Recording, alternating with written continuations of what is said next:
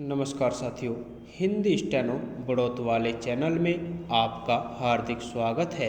आज की डिक्टेशन रामधारी गुप्ता खंड 2 से प्रतिलेखन संख्या 19 व 20 से 90 वर्ड पर मिनट की स्पीड से होगी। तो आइए शुरू करते हैं। डिक्टेशन शुरू होगी 5 सेकंड बाद। स्टार्ट। आदरणीय साथियों, भारत में पंचायती राज की मान्यता सदियों से रही है। पंचों में परमेश्वर वास करता है, ऐसी हमारी मान्यता रही है। वेदों में कहा है कि 5 व्यक्ति समर्पित रूप से मिलकर यज्ञ को पूर्ण करें। स्वर्गीय राष्ट्रपिता महात्मा गांधी जी की मान्यता थी कि भारत की आत्मा गांवों में बसती है। जब तक गांव स्वतंत्र नहीं होते, देश पूर्ण रूप से स्वतंत्र नहीं होगा। गांधी जी के अनुसार सच्चे लोकतंत्र का परिचालन केंद्र में बैठे 20 व्यक्तियों द्वारा नहीं कराया जा सकता है। इसका क्रियान्वयन प्रत्येक गांव के निवासियों के माध्यम से ही होना चाहिए। उनके अनुसार जन समर्थन प्राप्त पंचायतों को कोई भी कानूनी कार्य करने से नहीं रोका जा सकता। गांवों का प्रत्येक समूह या उस समूह के सदस्य अपनी पंचायत बना सकते हैं, चाहे भारत के अन्य गांवों में पंचायतें हो अथवा नहीं हो। गांधी जी की यह मान्यता थी कि हर अधिकार कर्तव्य से ही मिलता है। ऐसे अधिकारों से कोई भी वंचित नहीं कर सकता। पंचायत लोगों की सेवा करने के लिए है तथा भारत का हर लोकतंत्र इकाई गांव ही है। भारतीय संविधान के अनुच्छेद 40 में पंचायती राज के संबंध में अंकित किया गया है कि राज्य ग्राम पंचायतों का संगठन करने के लिए अग्रसर होगा तथा उनको ऐसी शक्तियाँ और अधिकार प्रदान करेगा जो उन्हें स्वायत्त शासन की इकाइयों के रूप में कार्य करने योग्य बनाने के लिए आवश्यक हो। इस उद्देश्य से प्रेरित होकर भारत सरकार ने पंचायती राज व्यवस्थाओं को सुदृढ़ करने के लिए समय समय पर कदम उठाए हैं। 2 अक्टूबर 1952 को भारत सरकार द्वारा ग्रामीण विकास हेतु सामुदायिक विकास कार्यक्रम प्रारंभ किए गए। इसके अधीन स्थानीय विकास हेतु सरकार द्वारा विकास खंडों को अनुदान राशि दी गई।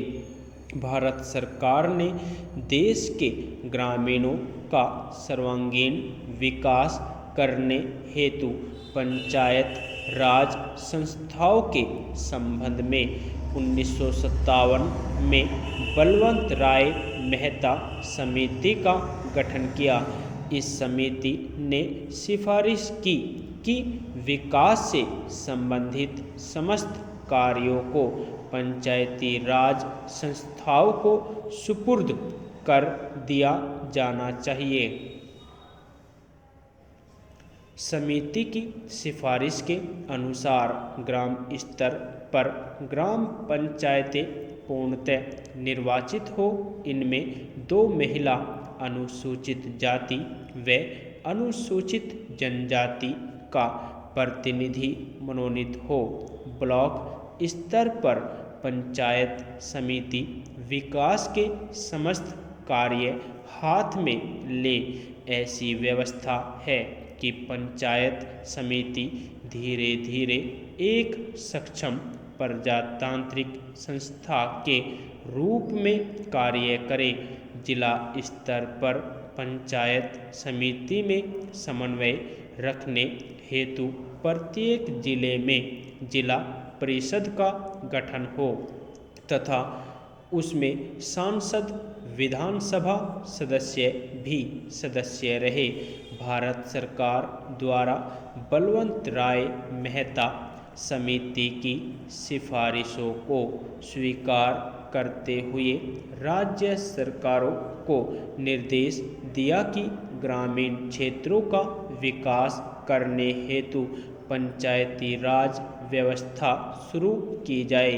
राजस्थान सरकार ने देश में सबसे पहले 2 अक्टूबर 1959 को नागौर में दीप प्रज्वलित कर त्रिस्तरीय पंचायती राज व्यवस्था आरंभ की।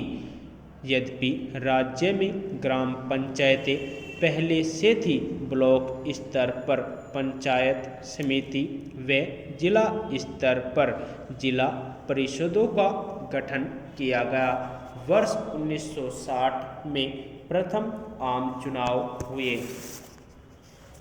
आदरणीय साथियों, कई सरपंच निर्विरोध चुने गए। अनेक चुनाव के बाद जीतकर सरपंच बने। ग्राम पंचायतों के सरपंच ही पंचायत समितियों के सदस्य बने एवं उनमें से प्रधान व उप प्रधान अप्रत्यक्ष रूप से निर्वाचित होते रहे। सब पंचायत समितियों के प्रधान सांसद व विधानसभा सदस्य जिला परिषद के सदस्य बनते रहे। उन्हीं में से जिला परिषदों के प्रमुख व उप प्रमुख चुने जाते रहे हैं। न केवल राजस्थान राज्य में ही अपितु देश के अधिकांश राज्यों में पंचायती राज व्यवस्था की स्थापना के आरंभ के वर्षों में इन संस्थाओं ने ग्रामीण विकास की दिशा में अच्छे परिणाम दिए। लेकिन कुछ वर्षों बाद किन्हीं कारणों की वजह से पंचायती राज संस्थाएं अपने सौंपे गए उत्तरदायित्व को सही ढंग से निष्पादित करने में असमर्थ दिखाई देने लगी, अर्थात ये संस्थाएं अपेक्षित परिणाम देने में असफल रही। इसका सबसे बड़ा कारण इन संस्थाओं के पास वित्तीय साधनों की कमी रही। साथ ही अधिकांश राज्य सरकारों ने पंचायती राज संस्थाओं के चुनावों में भी अधिक रुचि नहीं ली। पंचायती राज संस्थाओं को अधिक गतिशील बनाने हेतु अशोक मेहता कमेटी ने सिफारिश की कि विकास कार्यक्रमों एवं योजनाओं को क्रियान्वित करने की जिम्मेदारी जिला परिषद की हो। समिति के अनुसार पंचायतें 10-15 गांवों की मंडल पंचायतें हो तथा अधिक सक्षम होगी। ये मंडल पंचायतें ग्रामीण विकास योजनाओं को क्रियान्वित करेगी। साथ ही समिति ने पंचायती राज संस्थाओं के चुनाव मुख्य निर्वाचन अधिकारी से करवाने की सिफारिश भी की।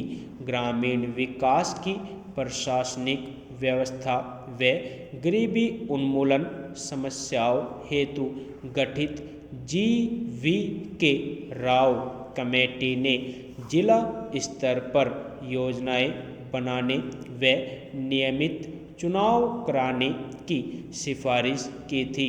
देश की पंचायत राज व्यवस्था को सुदृढ़ व पुनर्जीवित करने हेतु गठित डॉक्टर लक्ष्मीमल सिंघवी कमेटी ने ग्राम पंचायतों को अतिरिक्त वित्तीय साधन देकर अधिक सक्षम बनाने पर बल दिया तथा साथ ही पंचायती राज संस्थाओं को संवैधानिक मान्यता दिए जाने पर भी विशेष बल दिया।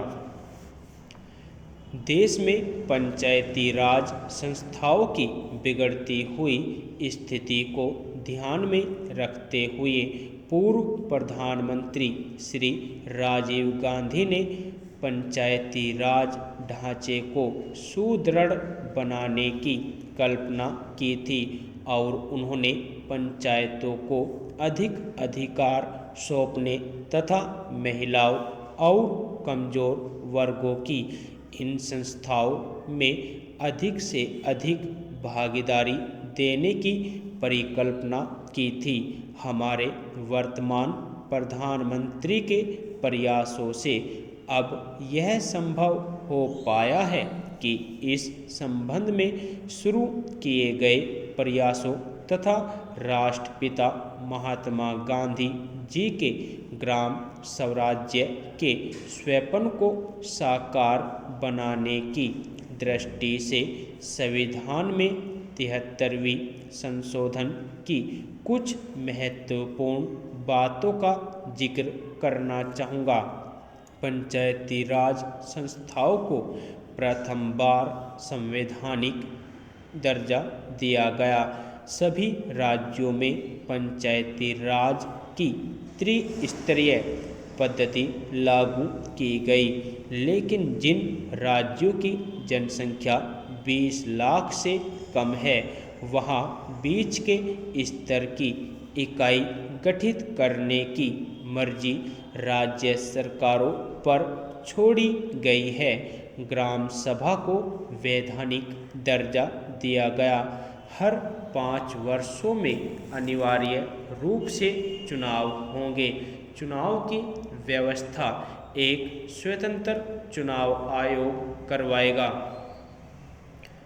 यदि आपको डिक्टेशन अच्छी लगी हो तो हमारे चैनल को सब्सक्राइब करें तथा वीडियो को लाइक व शेयर भी करें। धन्यवाद।